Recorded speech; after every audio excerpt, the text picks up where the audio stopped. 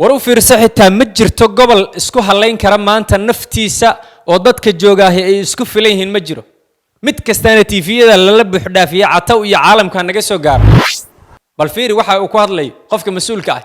bal fiiri midka shacabka wuxuu ku hadlay biyihii iyo gurigiisii qaaday oo asagu jidka uu ka xirtay ayuu haddana wuxuu u siciil qabaa in beesha caalamka iyo dawladaha iyo maxaan ku oraahdaa ay sheeg hay'adaha gargaarku ay caawiyaan waradar wax laga caawiya meesha ma yaala biyaha adaa caqabada ku hayay ka wareeg xilliyada roobabku ay fatahaan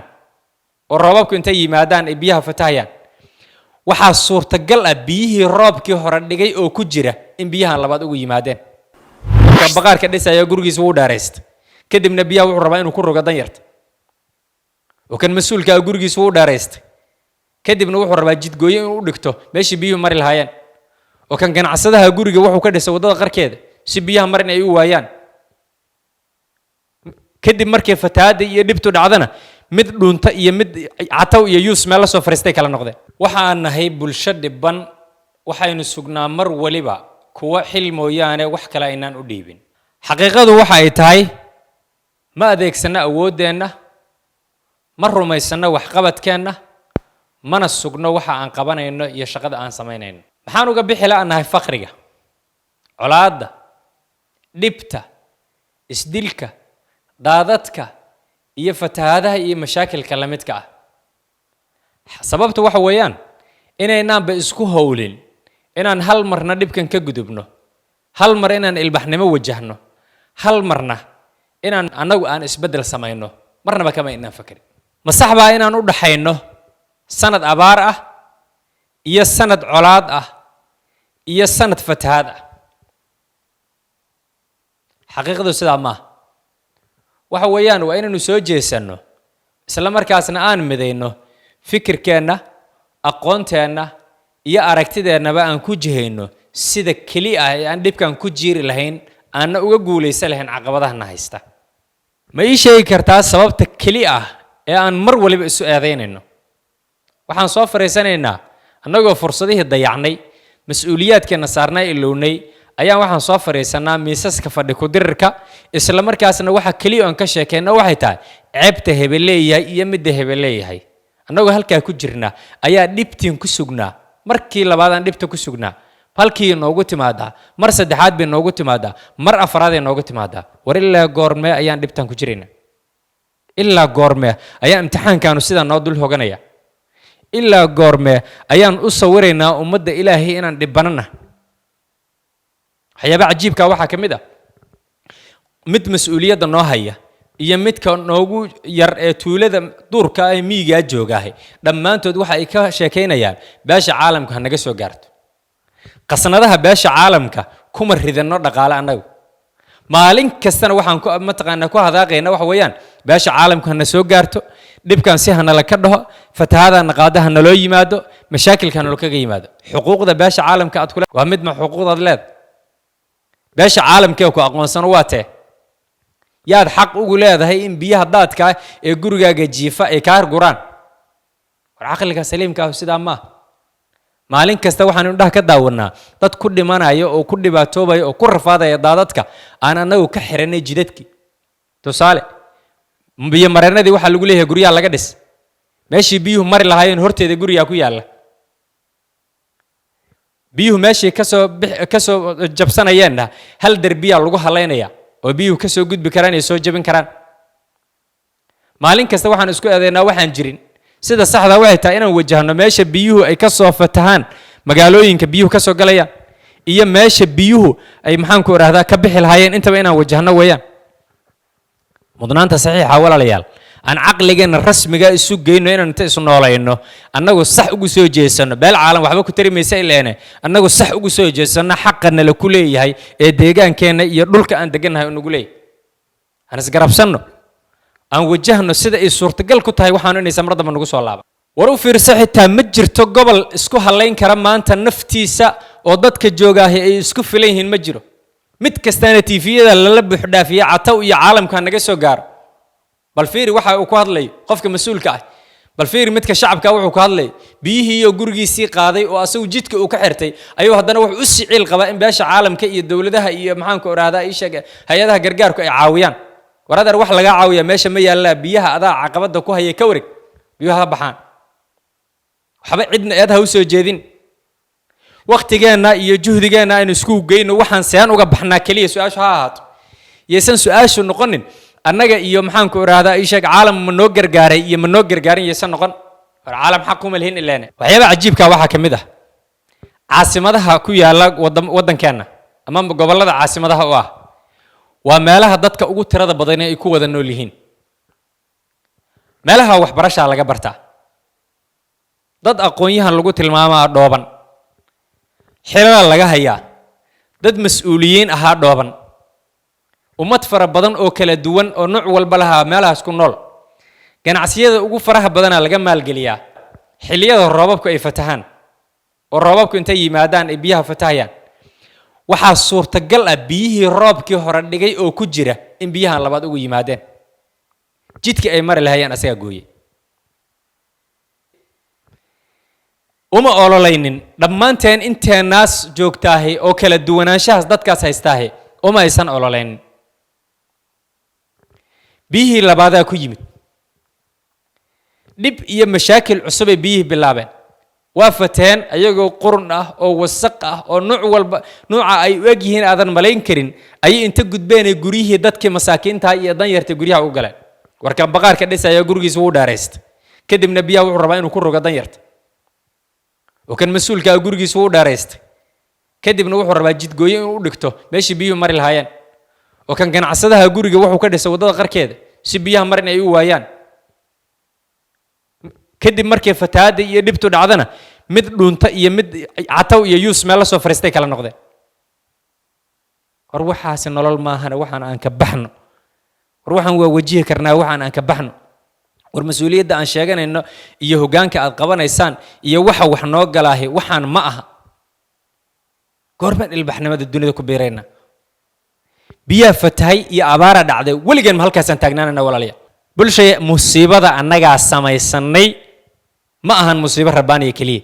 musiibadan annaga samaysanay annaga ku tala galnay in musiibadu sidaan u jirto annaga ku tala galnay inay na saamayso inna allaha la yughayyiru ma biqawmin hatta yughayyiru ma bi anfusihim ilaahi subhanahu wa ta'ala wuxuu leeyahay ummad ilaahay ma bedelo waxa ay ku sugan yihiin lagama bedelo ilaa ayagu ay naftooda isu bedelaan roobkii baan roobkii kala ku sugnay daadkii baan daadkii kala ku sugnay fatahaadii horaan weheshanay annagoon ka taxadirin oo isku tashan baa tii labaad timid kadibna waxaan u ekaana dad baylaho meel cidlaa yaala oo dhimashada iyo geerida kaliya iyo musiibada isu wariyay iyo burburka hantiyadeed goormaan dad u ekaanaynaa goormaan iska bedelaynaa waxaan dhibaatada goormaynu noqonaa dad tayale oo ku xisaabtama asagoo gurigiisa qofku jiifa biyuhu meesha ay marayaan haddii roobka ugu darani ka da'o goormaan noqonaa dad noocaas deegaankeenna aan ka taxadarno dhacdiidka iyo dhawaqa aan kala dayno qof gurigiisa jiifa musiibo ka sheekaynaya adiga xagee ka jirtaa war there is no free lunch qada bilaash ma jirto xaqiiqada waxay tahay in adiga inta soo baxdid aad badeelkaaga qaatid biyo hagaajista weeyaan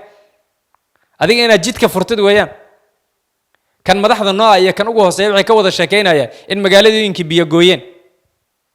meelaha qaar bulaacadii baa fakaday markaas dadkii guryaha ugu galayeen markaas lagu baaba'aya hay ilaa goorme cidda aad sugayso oo aan gargaarka ka sugayna aan rabna in noo timaado kadibna ay naga samata bixisa waxaan waayo yan xaq ku leena ma jirto si kasta isu su'aalo weydisa waxay tahay qayru mas'uulnimadu waa annaga waa bulshadeen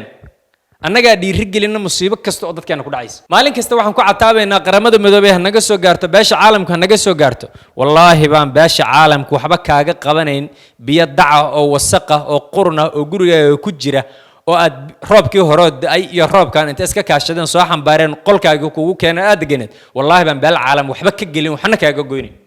xaqiiqada dhabta in aad soo sheegnaa muhiim beesha caalamka ma waxaad ku siga wasaqda dacda gurigaaga taala xageed ka keenta dhaqanka noocaas yaa ku yiri beesha caalamka waxay u tababarantaa musiibo kastoo ku gaartay inay ku timaado war anaga beesha caalamka ma kaalmayno qasnadeeda $1 kuma ridano sida darteed xaq ba ugu maleeyay in caawisa anaga bulshada deegaankeena xaq ayuu nagu leeyahay sida darteed wax kasta oo deegaanka dhib ku ah waa inaan ka saarnaa meesha deegaankeena bulshada xaq uu nagu leeyahay wax kasta oo dadka ku nool dhibaya waa inaan meesha ka saarnaa bulshada deegaankeena xaq uu nagu leeyahay wax kasta oo ay suurtagal tahay inay nolosha ka jirta deegaankaas caqabad ku noqdaan waa inaan meesha ka bixinaa xaqiiqada dhabtaasaas weeyaan yaanaan isku sugin dhibka qof kasta meesha uu jooga ha ka soo qaato agabka uu haysto haddaad injineer tahay xirfadaada maanta loogu baahi badan yahay haddaad aqoon-yahan tahay maskaxdaada maanta loogu baahi badan yahay haddaad hoggaan tahay hoggaamintaada maanta loogu baahi badan yahay haddaad xoog leedahay soo qaado agabka aad haysatee maanta lagu baahan yahay deegaanka iyo dadka wax ka samata bix waxba dhaliil aan isdhaliilnaa noo soo kordhin mayso waxba caqligeena waxba ka bedeli mayaan waxa aan maanta dhan ku mataqaanay juhdiga gelinayna ee aan ka sheekeynayna maalayacniga waxba noo sameyn maayaane biyuhu waa ka buuxaan magaalooyinka sidaad aragtay u kharibeen kuwa soo socdaana waa ka sii dhib badan yihiin oo kuwaana kaalmayn doona caqli saliim ah iyo maskax nadiif inta ku fikrno waxaan aan si iska dhahan maamul waliba waxa aan kula talin lahaa oo hogaamiye deegaamada ay dhibta roobku saameysay war dadkeena abaabula oo dadkeena hogaamiya oo dadka wax xaqiiqa taabsiyo runta u sheega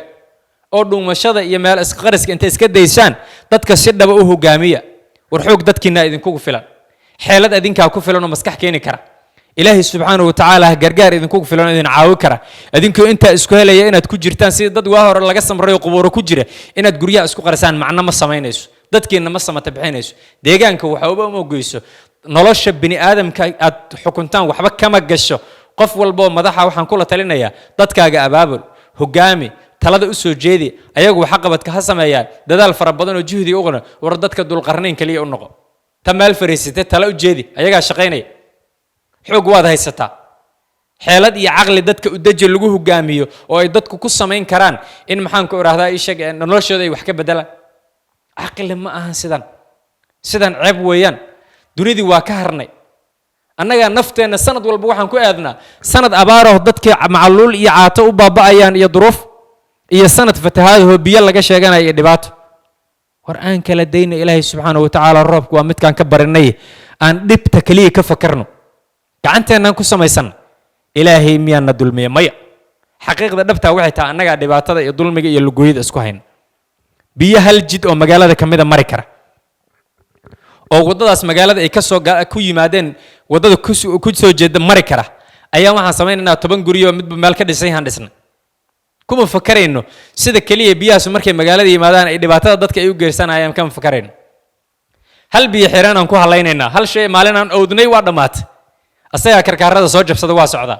maxaa diiday inaan 5 checkpoint ugu yaraan u dhigno aqliga saliimka inta ku fakarno waxaan nolol ma ahana walaalayaal waxaan aan ka guurno isfiirinta inta iska deyno magaalada ugu yar dhowr kun oo qofooda ku nool sida saxda waxay tahay gobol uusan saameyn ma jiro roob magaalo aan lagu dhibtoon ma jirto sida saxda wax weeyaan qof walba waxa aad ka geysan karto soo qaado kaalintaada maqan waxba darbiyada isku aadin soo qaado dhibtu dadkaaga iyo ehelkaaga iyo deegaankaaga weeyaan qof walba